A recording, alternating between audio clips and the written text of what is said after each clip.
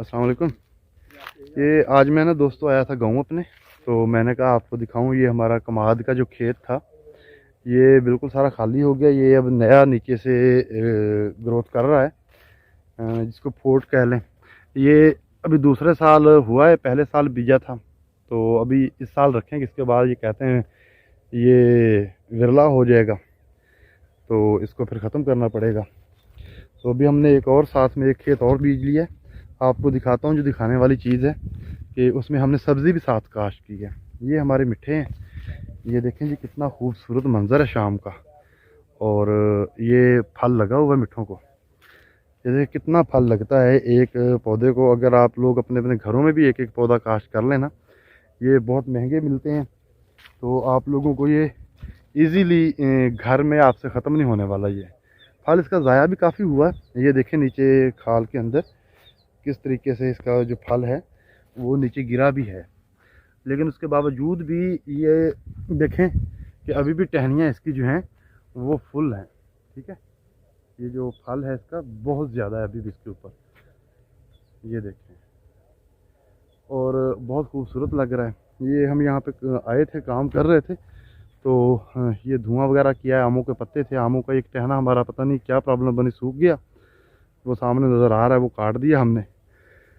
काटने के बाद हमने उसको वहाँ बाहर निकाल के रख दिया। वो देखे सामने पड़ा हुआ है। ये जो दिखाने वाली चीज़ थी, ये हमने कमाद काश्त किया है।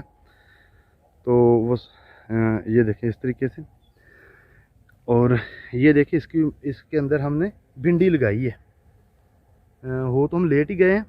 हमारी ये जो रकबा था ये खाली लेट हुआ, इसमें पट्ठे थे पहले, तो जानवरों का सिस्टम भी सोचना पड़ता है, इसलिए भिंडी हमने लगाई तो लेट ही है। ये माशाल्लाह से इसकी ग्रोथ जो है वो बिल्कुल ठीक है।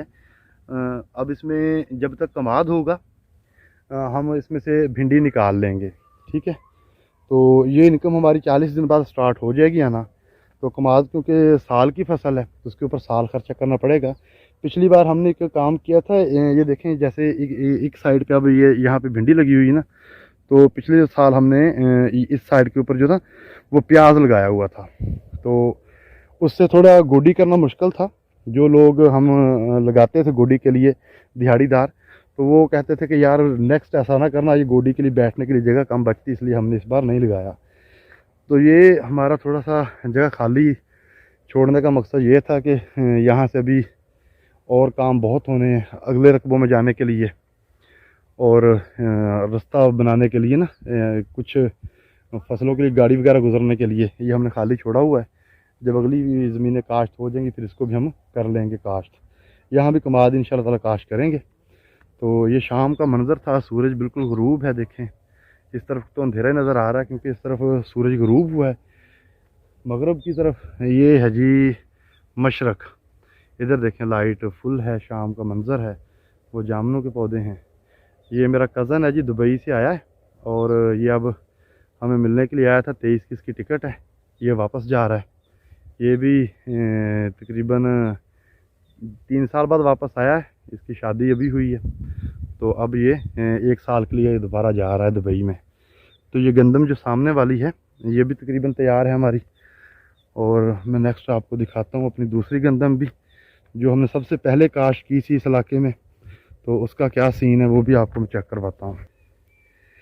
ये देखें जी, ये है हमारी गंदम जो सबसे पहले काश्त की थी। देखें इसका रंग कैसे ना बिल्कुल खुश्क हो चुकी है ये सारा खेत ही। ये देखें वो साथ वाली भी गंदम है, वो थोड़ी लेट काश्त की थी। ये सबसे पहले इलाके में हमने काश्त की थी, इसलिए अब ये बिल्कुल तैयार है, खुश्क हो चुकी है।